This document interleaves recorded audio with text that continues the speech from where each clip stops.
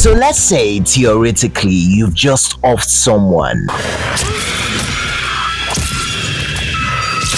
So you found yourself in a sticky situation, accidentally maybe or intentionally. I mean, who cares?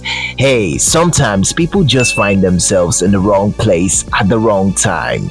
Maybe they owed you money, maybe they looked at you the wrong way, or maybe they knew too much and just wouldn't shut up. Or hey, maybe you are more of a Patrick Bateman or Dexter type and you just really enjoy getting freaky every now and then. Who cares? The major idea here is they got deleted and now you need a way to get rid of the problem. Hey, boys will be boys, right? So what do?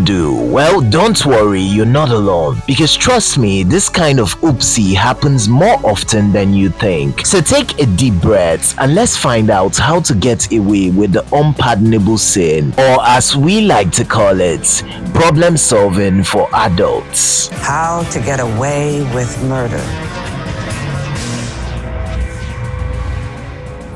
But before we get into the rest of the video, yes, you guessed it, it's time for that boring disclaimer part of the video. And yes, I know, everyone's favorite. So let's get this over with so we can get back to the rest of the mayhem we have in store for you. So here it goes. This video is made purely for educational and entertainment purposes, and it's in no way intended to inspire, encourage, or incite any form of violence. So please be smart, and for the love of God and everything you hold dear, don't go offing or unalifing anyone. But just in case you already did, well, congratulations, you just accidentally clicked on the right video, meaning that your chances of getting away with it just got a whole lot better. Theoretically, of course. And yes, you are welcome. And now that we've got that boring part out of the way, now we can get back to the fun parts.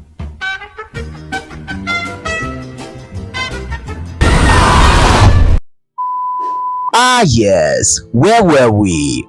Right, you've just offed someone and now you're probably asking yourself, how do you get rid of this problem? Well, if you're still watching this video, congrats, you're curious. And curiosity, as they say, once got someone killed, just like your current situation. Now, obviously the rookie mistake, the thing that gets most people caught, is panic. Now, let's face it, right now you're probably spiraling out of control with 1,000 thoughts screaming through your head like static, heart racing, adrenaline rising. And this right here is exactly where most people screw up. This is the part where the rookies get sloppy, panic, and end up on a Netflix documentary. But not you. No, you're going to be smarter because you were lucky enough to click on this video. But you want to know the honest truth. Panic is the enemy. It makes you sloppy, it clouds your judgment. And let's face it, people don't get caught because they're guilty. They get caught because they can't keep their hands from shaking. Really, take a deep breath. I mean, you'd be surprised how many people ruin their lives with one stupid impulsive move simply because they let fear drive the wheel. So keep your composure, embrace your cold-blooded self, stay clean, and only then can you even begin to think about getting away with it. Now sure, technically you could do the noble thing and call 911, confess, cooperate, serve your time like a little good citizen. But as much as I hate to play the devil's advocate, yeah, let's be honest, jail? Really? Jail? I mean, who's gonna take care of your pet goldfish? Who's gonna keep your houseplants alive? Who's going to find out how that Netflix crime drama finally ends? Where the butler probably did it. And worst of all, what if you drop the soap in prison?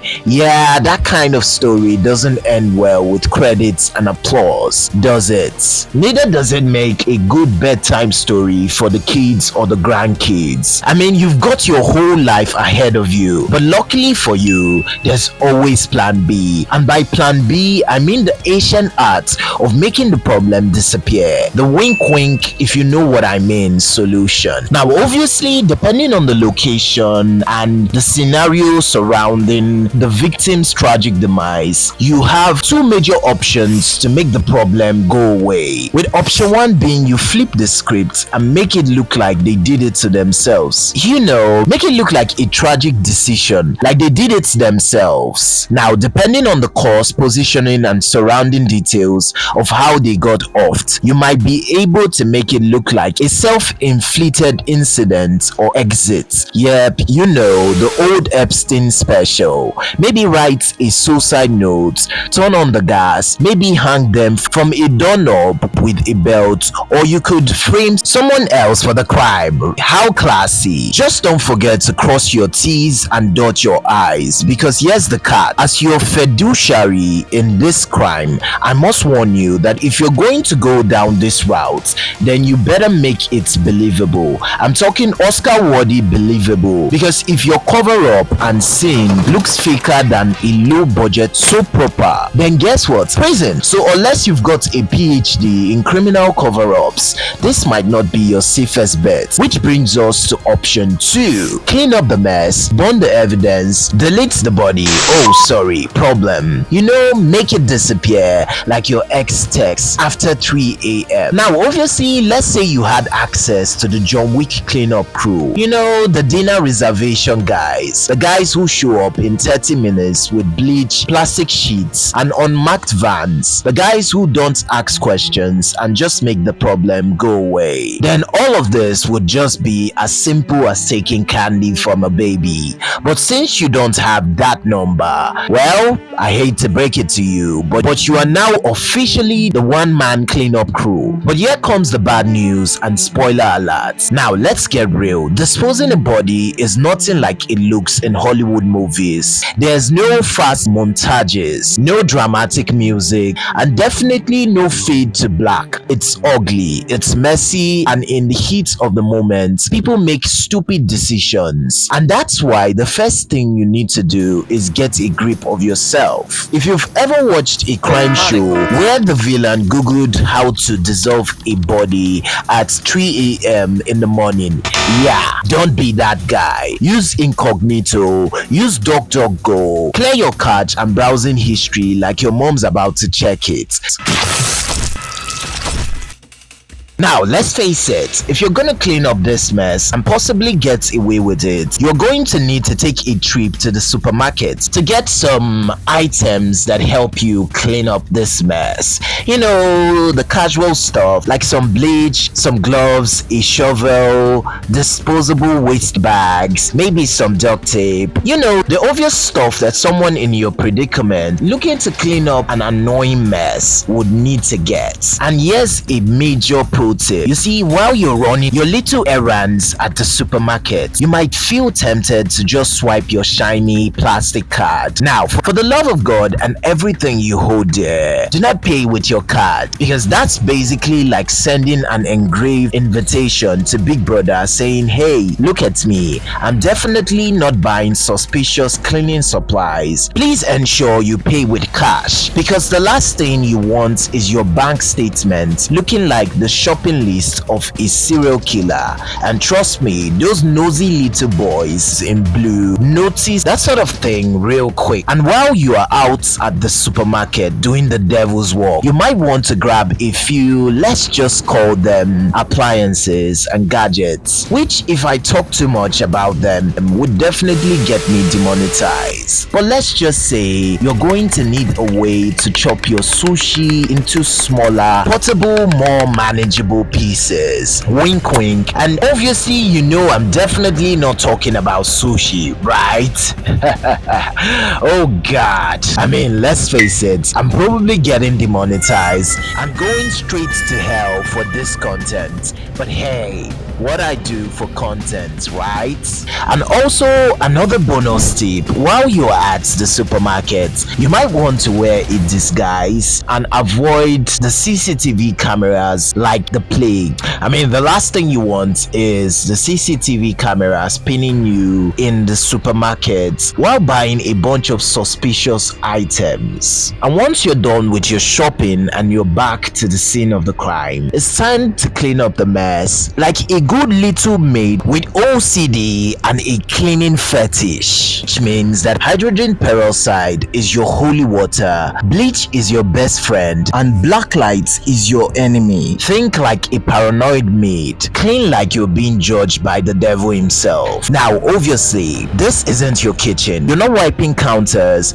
you're scrubbing your soul. And if you're cleaning up an annoying spill, do remember that rubber gloves are your best friend. I mean, seriously, you'd be surprised how many people ended up in prison because of this little minor detail. So you see those rubber gloves that are worn in movies? Yeah, that's not just done for movie magic. It's an essential part of probably getting away with this. So scrub like you're deleting your ex picture before your wedding. I mean, you want to clean up your crime scene so well that if the John Wick cleanup crew inspected your job, you'd want them to nod silently and maybe even leave you a tip.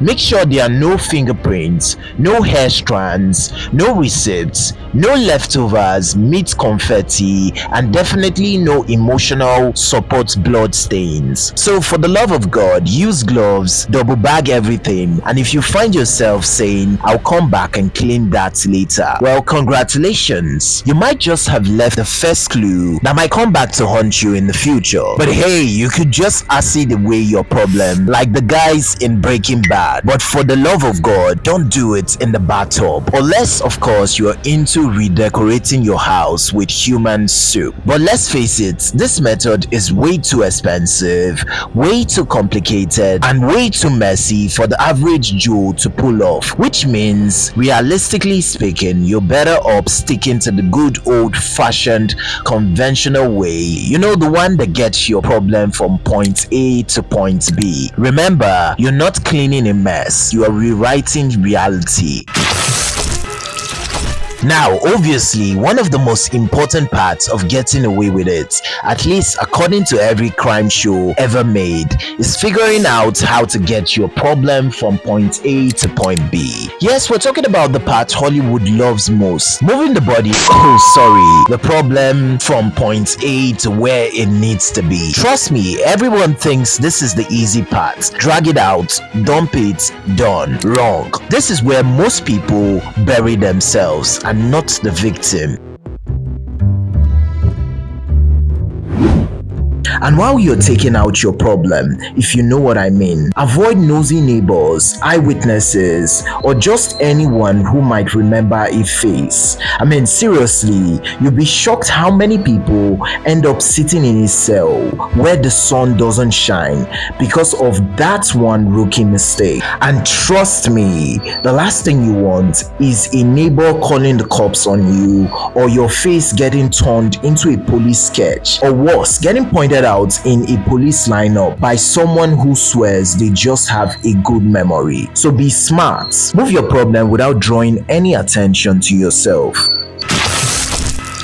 Well, if you're smart, you're not using your own car. Steal a ride. Boost a ride. Use it once and ditch it. Why, you might ask? Because your car is basically a diary that testifies in court with pesky little things like your odometer, mileage, which tells the investigators exactly how far you went the night before someone went missing. And then we also have pesky little details like your GPS logs, which is basically breadcrumbs leading straight to the dump site. And then we also have gas stations along the roads, which nowadays are full of cameras, and trust me, those cameras are just waiting to catch your plate number and you in a hoodie someplace where you shouldn't be. Even your car's Bluetooth can betray you with pesky little details like pinging towers, giving the cops a neon arrow to follow leading back to you. And here's the bottom line: in today's world, it's not the body that's hard to hide,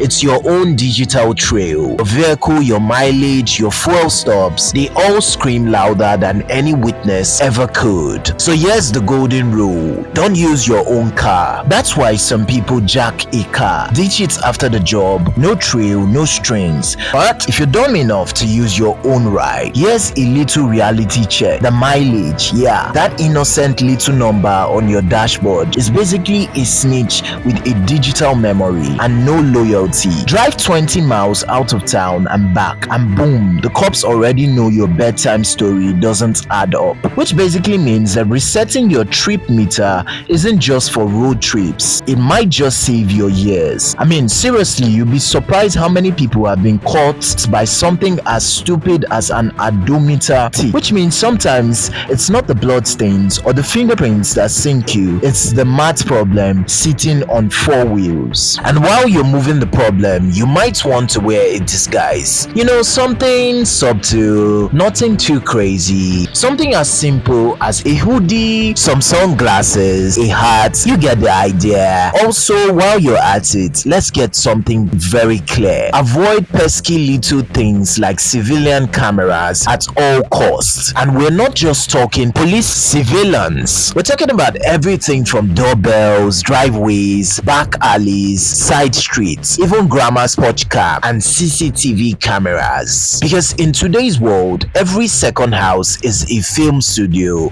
and every civilian is a nosy cinematographer or eyewitness. Which means that when disposing of your baggage, if you know what I mean, every camera is your worst nightmare. Now, to avoid this problem, take routes that avoid neighborhoods. Stay in the dark, time your move during off hours and times where people are not that active on the streets. And while you're driving, avoid overspeeding, driving along roads with known police checkpoints or anything that might attract the attention of cops towards you. I mean, let's face it, the last thing you want is to get pulled over by a cop and get identified for driving someplace you shouldn't be. Because one drop of blood somewhere where it shouldn't be, one neighbor peeking through their blinds, and boom, it's your face on the evening news with the headline, "They seemed so normal." Avoid crowds, and for the love of Netflix, wear something that doesn't scream, "I'm hiding something." And if you're planning to dig a resting place for your problem, do remember that 6 feet deep isn't a magic number. It's a number that could quite literally save you from going to jail. And it isn't just a cliche which every detective show swears by. Go less than that, and the neighborhood dogs are probably going to dig up your secrets before the credits roll. And for the love of everything you hold dear, don't dump your problem close to where you live. I mean, that's just basic crime 101, because even the raccoons are probably going to snitch on you. Now, obviously, there are other unethical methods of getting rid of the problem, if that's the word you're looking for. For example, you could always give your little problem a scuba diving lesson. Yeah, you know,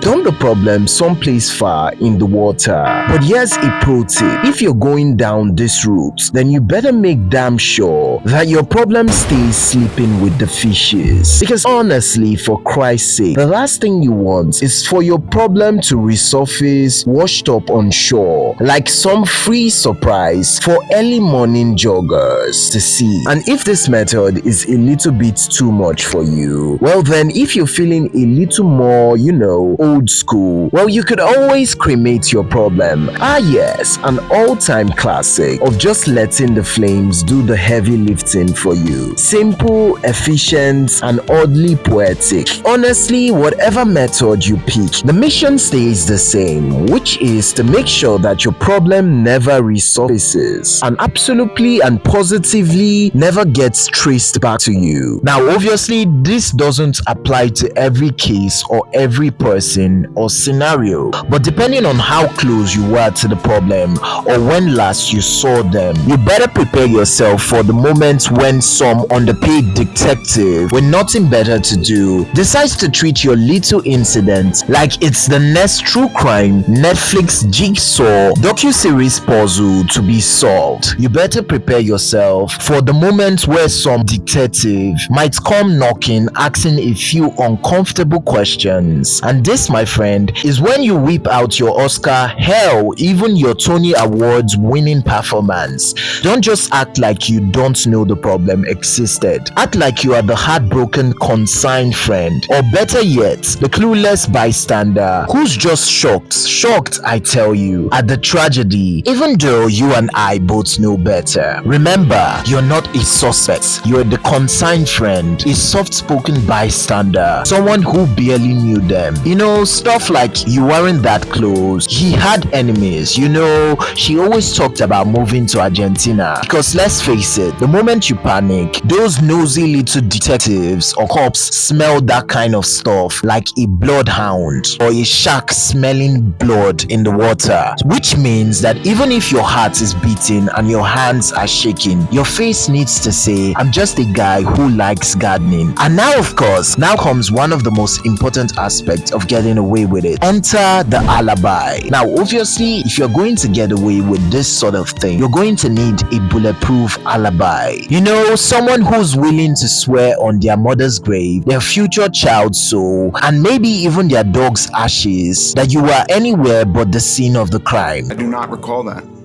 I do not recall that. Yes, someone who would be willing to tell the cops that you were maybe at dinner with grandma, volunteering at a homeless shelter, or maybe lost in the woods with no signal. Who cares? Whatever makes your story legit, airtight, and most of all, proves that you are anywhere but the scene of the crime. Because when the questions come, and believe me, they probably will, your story better be airtight, and your location better be provably anywhere but the scene of the crime. Because honestly, this isn't about hiding a body, it's about erasing a footprint.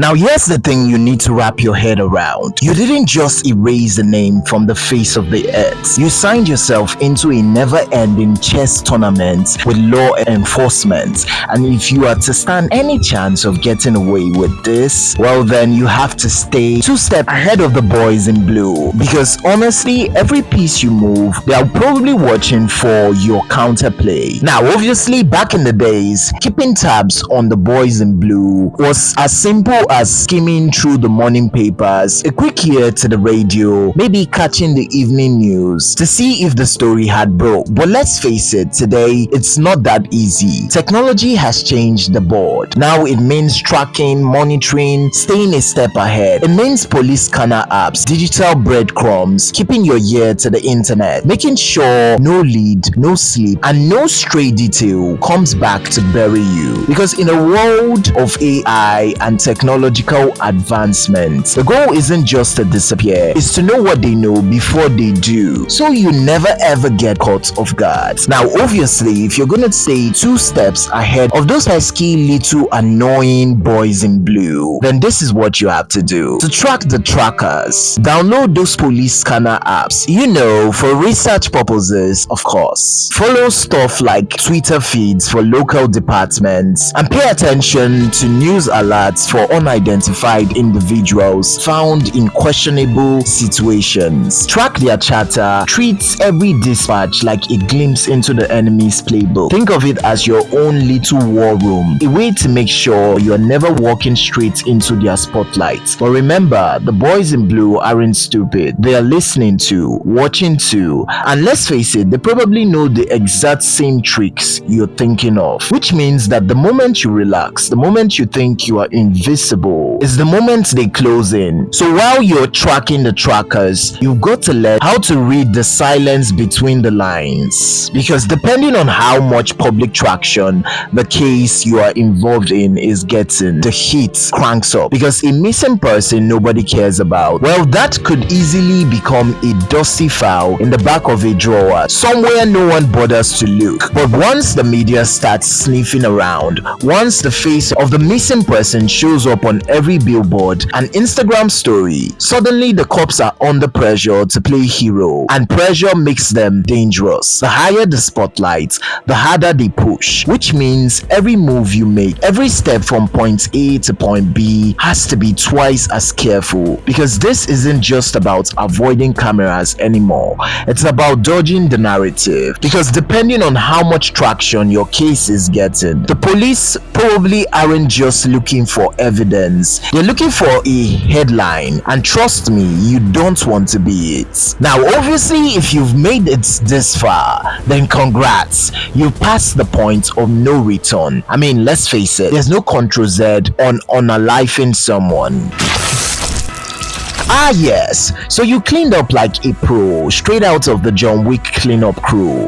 You got rid of the body, sorry, baggage, erase every trace of evidence that could link you back to the scene of the crime, and you tracked the news like a journalist, lied like a politician, and made sure you stayed 2 steps ahead of the boys in blue. But now comes one of the most important parts of getting away with it, or as we like to call it, tying up loose ends. Because maybe, just maybe, someone saw something, heard something, knows something, or maybe even your alibi, blackmailing you with information about you know what. And that, my dear little accomplice, is a liability that has to be taken care of. Because honestly, all it takes is one cracked conscience, one guilt-tripped confession, or one idiot trying to do the right thing, and boom, prison. And here's the thing, there's no Ctrl Z to this mistake, no undo button. And trust me, if you've come this far,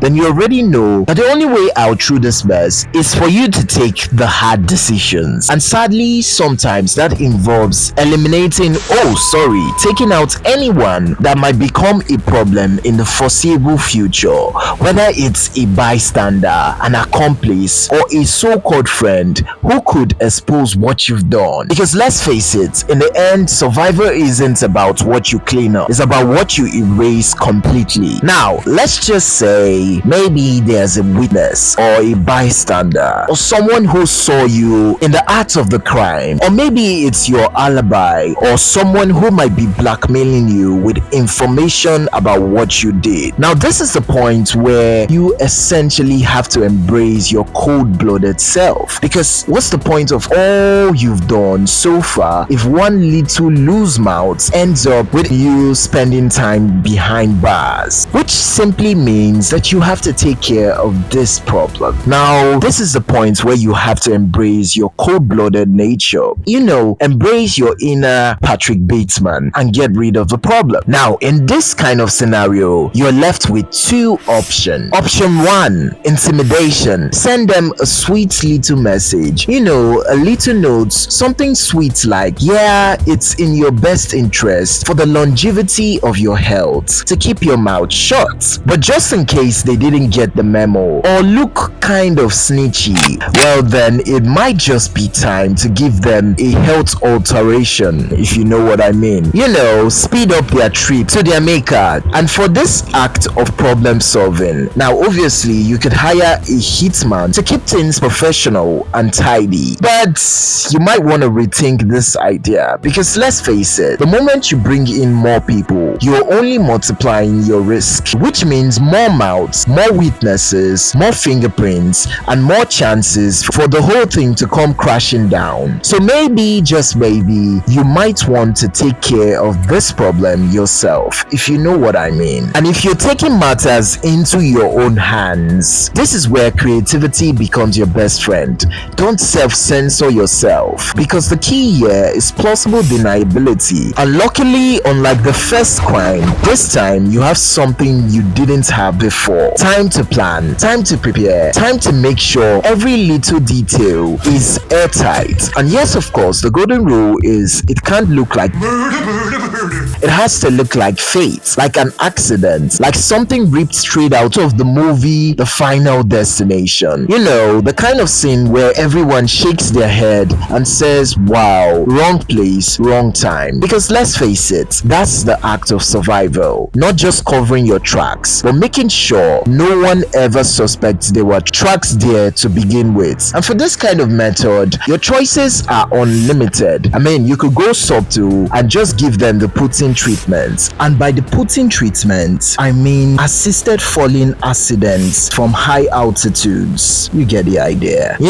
Have them stumble from an elevated surface like a window, rooftop, an elevator shaft, or a stairwell onto an unforgiving concrete. Now, here's a pro tip. If you're going to go down this route, then absolutely make sure it's a hard surface and not water, because water is unreliable and can be unpredictable. show. Or maybe fate wants something more dramatic. Something like it slipped into the path of a moving train, a freak electrical surge, a gas explosion, a car accident from a faulty brake, or even the kind of sudden heart attack that leaves no one asking too many questions. And just in case all these methods we have mentioned aren't sexy or subtle enough for you, well, you could just use the time and tested method of getting rid of problems.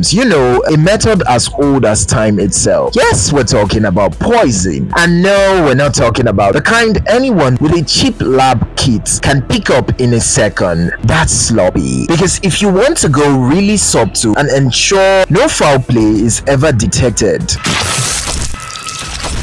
yes, you could just explore nature's silent killers. If you have any knowledge of any allergies they might have, well, that right there is a very solid weakness waiting to just be exploited. Things like peanut allergies, seafood allergies, you name it. Because let's face it, this method serves as the perfect cover-up. A trace of the wrong food found doesn't really raise any red flags. But of course, there are other creative options like mysterious drug overdoses, wink wink if you know what I mean, edged weapons, guns, drugs, and a bunch of chemicals and substances, which honestly, if I talk too much about, would definitely get me demonetized. No foul play here to see. Overload, there's nothing to see here. It's so genius, you just might get away with it. And the best part is that all anyone sees is just another tragic case of gone too soon. It doesn't raise suspicion because it doesn't look forced. It looks like fate just writing their own obituary. Now, obviously, whatever route you take, the golden rule doesn't change. It has to look like fate stepped in and not you. It has to look like it was simply just their time. Wrong place, wrong second, wrong heartbeat, a tragedy, a coincidence, a brutal twist of destiny. Because let's face it, nothing says case closed like someone tragically sleeping on soap while cleaning a loaded shotgun near an open window in the middle of a thunderstorm.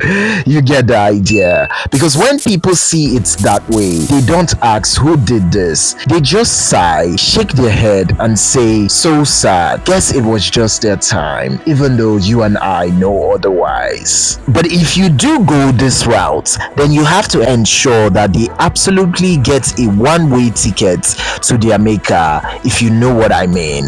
Because the last thing you want is for them to survive and then go all Kill Billy on you. But just in case they survive by some miracle and end up critically injured in a hospital, well, I think you don't need me to tell you what you need to do, right?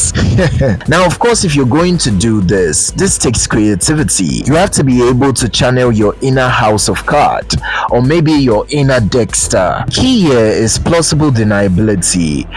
The story should scream, oh my god, what a tragedy, and never hear this thing so foul play.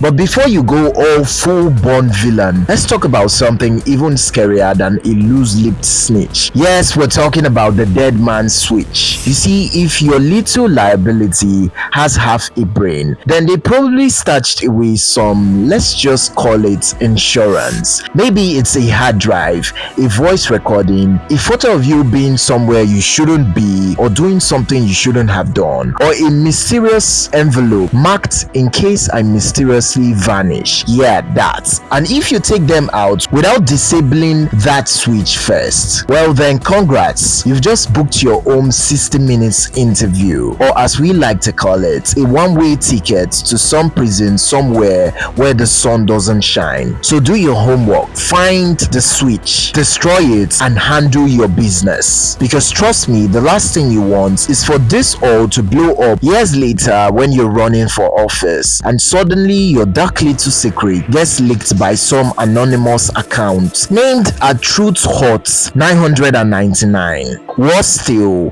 blackmail, extortion, public shame, and your legacy reduced to a viral meme with the caption, when you offed the guy and forgot about the USB stick. So if you followed all that, well, congrats, you're now officially a high functioning psychopath. Now, for the average Joe, getting away with something like this might seem way too complicated and even downright impossible. But here's what they don't tell you on the news. You see, every year, over 400,000 people are unalived in cold blood. That's not war, that's not accidents, that's just someone decided it was time for someone else to stop breathing. And in the US alone, there are roughly between 16,000 to 17,000 homicides reported in US each year. That's almost 500,000 people just poof, gone, wink wink, if you know what I mean. And then you have the vanishing acts, with over 600,000 people going missing every year in the US alone. Most of them found, explained. Of these cases, around 20,000 to 30,000 of them are never seen again. No signs, no trails, just a name and a cold file in a grey box somewhere no one bothers to check. Some say they ran away, some say they faked it, but we both know what probably happened, that they got offed, if you know what I mean. And someone somewhere is probably sitting on the couch, drinking something smooth, scrolling past the headlines like it's just another Tuesday. Because the truth is, if you do it clean enough, if you do it quiet enough, you don't need a hiding place. The world forgets. And hey, who's to say that the missing person isn't just off-grid building a tree house in Bali, right? But hey, who knows? Maybe they're not gone. Maybe they're in Vegas. Vegas, baby. You know, bright lights,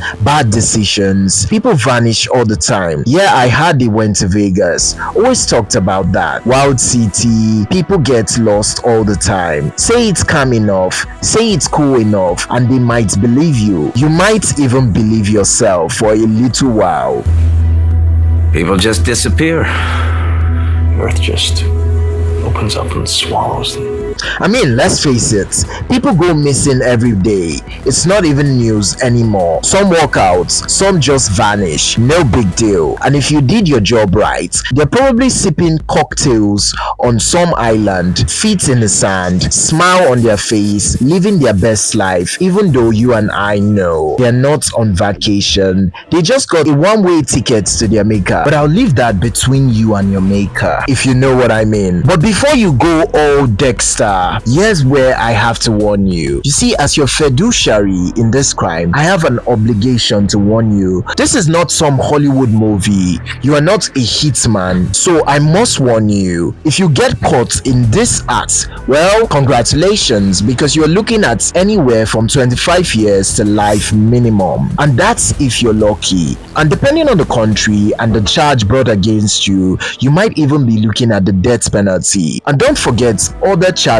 like accessory charges, obstruction, tampering, even perjury can stack up. And forget about those movie style phone calls from the governor, presidential pardons, or shaving off time for good behavior. Now, depending on what you did and how you did it, you might not even get a phone call, let alone a second chance. Because let's face it, in real life, you're probably not going to get a dramatic music and a courtroom redemption arc moment. In reality, you get cold meals, steel bars, and a bed that remembers every bad decisions you ever made. But hey, if you followed all the instructions in this video like your perverted little scripture, like it was your own twisted little religion, then congratulations, you probably got away with it. Theoretically, of course. So here comes the real cleanup. Wipe down your mouse, bleach and scrub your keyboard, clean your browser history like it never even happened, because what we just did, yeah, that's our dirty little secret, tucked away right next to those skeletons you've been keeping in your cupboard. And hopefully no one's gonna come knocking unless you forgot a camera or a conscience. And if anyone ever asks, you were in church making a confession, in Vegas, you were reading the Bible, pick one. And if you did your job right, well then people might just believe that your problem is probably on some island, sipping a cocktail, rocking shades, telling bartenders their name is Diego, even though you and I both know they're not on vacation. And yeah, this message will self-destruct in 5 seconds. But don't worry, you and I, we were never here, and this video never even existed.